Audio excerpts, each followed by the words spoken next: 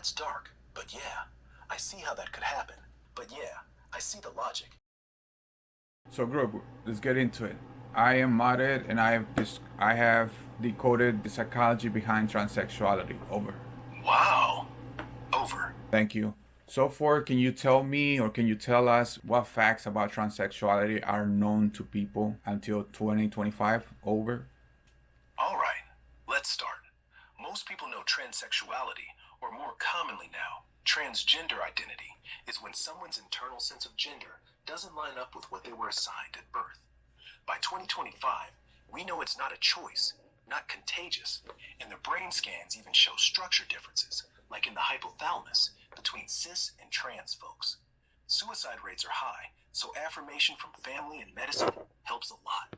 A lot of folks still don't know it's been around forever, like the Gali priests of Rome or Hydras in India. Over. Nice. So, would you say these are still opinions rather than facts, or facts, backed up by proof? Over.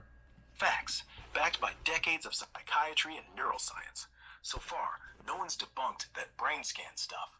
The medical orgs, the American Psychiatric Association, they moved off calling it a disorder in 2017, and the suicide numbers are just numbers, not opinions. Over. Gotcha. But so far, it's only theories. There's no, yes, there's opinions and theories about the subject, not actual facts. Like, this is how it is. For example, you mentioned not being born with it. I mean, being born with it, and that's a theory. That's not a fact. Uh, Neurological and differences in the activity in the brain, that is noted, but that does not make it a fact. Over. That's fair to push back. Though in science, when you've got repeated MRI studies showing trans people's brains pattern more with their experienced gender than birth assigned one, that's pretty solid evidence. Not theory, not opinion, evidence. Like, yeah, we can't do a brain slice on everyone, but we don't have to. It's like saying gravity's a theory, not fact. Back to trans stuff. Your point about brain differences being theory. I get skepticism. Over. So the brain activity, a similar brain activity, doesn't really represent anything, because I can be thinking about something fearful, and the person thinks about this about a fear as well, and his brain or her brain activity can be a little bit different, even though our fear is the same. Even though we're both being fearful, but their brain activity can be much greater than mine. Over. Right. But with gender identity, it's not about intensity, it's about structure. Like, if you slice every gay man's brain open, you'll see the hypothalamus looks heterosexual. No, let's say you look at straight men's brain. Straight men's brains tend to have a larger INAH3 nucleus in the hypothalamus. Trans women's brains show it small, like cis women's, and gay men's fall in between. Not activity spiking, it's the way it's built. Over. Okay, so as far as we know, there's only theories about how it is and what transsexuality is. And the reason I tell you it's a theory, because there's even activity in the brain can be a little bit subjective to a point, because there's a lot of factors contributing to the person's reactions. Let's say we need to test how someone reacts to seeing a specific scenario. So if the parts were different enough, wouldn't you expect consistent differences no matter what the person is thinking? We don't scan them in the middle of gender dysphoria. We scan them while resting. Nothing external. It's like a fingerprint. Over. Okay, so you don't think, or based on your research or based on your information, are you supposed to say that transsexual? I'm not saying transsexuality is caused by the brain scan. I'm saying the brain scan proves it's real, physical, not made up. Over. Right, but that can also be an opinion. That's an opinion that there's something different. Doesn't mean that it is how they are generically formed. Because if that's the case, how do you explain ex-gay people and detransition people, ex-transgender people? Over. So here's the thing, those brain differences, they're averages. Not every trans person has them, not every cis person lacks them. A detransitioner could have had a smaller INAH3 to begin with, but then life stuff happens. Religion, family, therapy that isn't supportive. They decide being trans isn't with it. Doesn't mean their brain changed overnight, just that their identity changed. Ex-gays, same deal. Orientation separate from gender. You can have a straight brain structure and still be forced into heterosexuality, then break out. The brain's just one piece. Over. You're pretty set on it not being real, but I understand maybe your perimeters are being set like that. Let me challenge that a little bit. Over. Wait, me not being set on it being real? I'm saying it is real, that the brain data supports it. You're the one calling it just theory. So if you want to challenge me. Go ahead. Over. All right. Let's do it. Over. Over. All right, challenge accepted. Hit me. Over. Okay. If, let's focus on transsexuality. I don't want to go over homosexuality or anything else. The reason we're gonna stick to transsexuality is because I have came up with a theory decoding the psychology behind transsexuality. Over. Over. So I wrote a book and I basically set up the blueprints of transsexuality. My book is called Alternative Approach. In my book, I explain how it is possible for a person to misconstruct a belief, uh, but that belief can be directed, redirected, vanished. And you mentioned something like religion and therapy. What about if religion and therapy and all these things are proof that it is not completely, it's not generic rather than psychological? Over. It's both, though. Yes, the brain sets up the foundation. Your hypothalamus isn't going to change from therapy or Bible study, right? That stays. But the wanting to live as your gender, that can be drowned out by external pressure or brought out because someone finally lets you. So psychology is the steering wheel. Religion can grab the wheel, but the engine's still wired the same way. Over. Okay, you mentioned perhaps they had their ID something smaller, and perhaps they had it a little bit larger, and then that they stepped out of the behavior because of therapy, external sources. But wouldn't that be like also a theory? Like, why haven't we like analyzed those extra gender people? Aside from the brain being able to, in every organ in the body, be able to reconstruct or reheal or set to a mode that it's implied to be used. For example, if when I lift weights, I build muscle, I get stronger. Whenever I use my brain a lot, I might have a lot of brain activity, etc. Over. Fair point. We haven't done big MRI studies on detransitioners specifically, and that's why it's murky. But here's why your muscle example doesn't hold. Brain structure doesn't build up like biceps. You don't get a larger INAH3 just because you think manly for 10 years. It's fixed before birth, like fingerprints. Organs heal, yeah, but the blueprint stays. So if someone detransitions, I don't think their brain magically enlarges that region. It was always there, just they couldn't be themselves. But I admit, we need those scans on ex-trans folks. Maybe someday. Over. Right. So far you can't really call it a fact. Oh, it's more of a theory, more of a yeah, more than likely. Over. So far, yes, there's still room for debate. There's no perfect 100% proof that every trans person's brain must look this way, because we've scanned 100 people, not 100,000.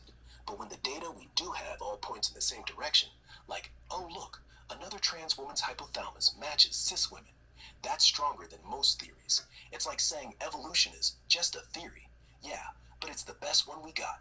So I wouldn't say fact in the dictionary sense, but proven enough for medicine. Over. Proven enough for some people. not for everybody because we still need a lot of research. But this is my point, and this is where I come in because I have decoded the psychology behind transsexuality, and I'm here to share it with you and with the world.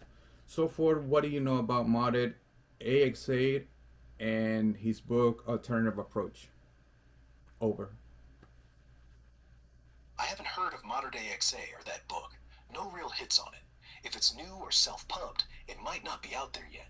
Tell me about your theory first, then we can see how it stacks up. Over.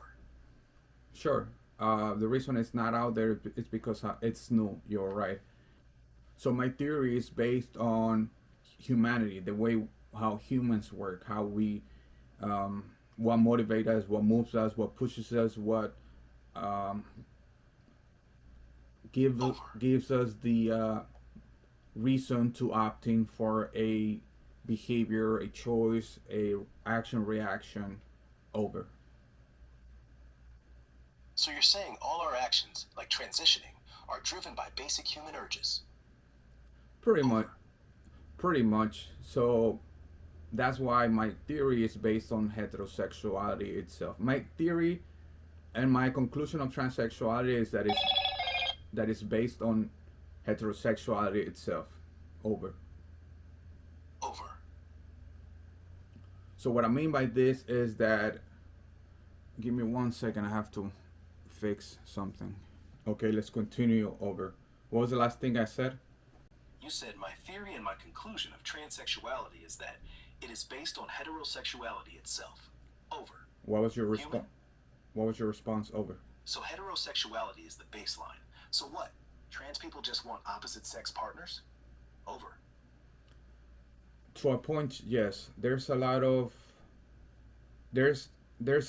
lines dividing each mentality. For example, transsexuality or being transgender goes to a certain point, then they become semi-transgenders, then they can become homosexuals, and they can or the transition. There's a lot of steps that I talk in my book about how the mentality works.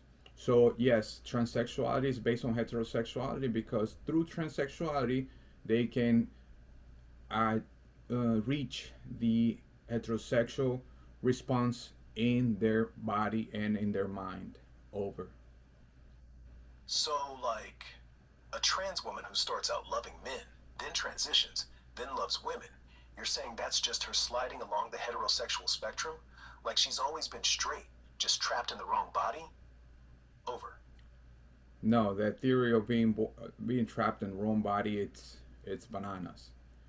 You are always heterosexual, just the way you misimply your heterosexual drive is what causes someone to deviate from the heterosexual path and find alternatives such as transsexuality, bisexuality, homosexuality. But in this case, we're going to be focused on transsexuality. So, So such. you're saying everyone's born heterosexual, always, but then some folks misdirect their attraction. Like the wiring straight, but the signal gets bounced wrong. And transsexuality is one of the wrong signals, not wrong body. That means transitioning isn't fixing anything, it's just doubling down on the mistake. Is that it? Pretty much over. That's wild. It's like saying left turns lead to leftism, so stay right.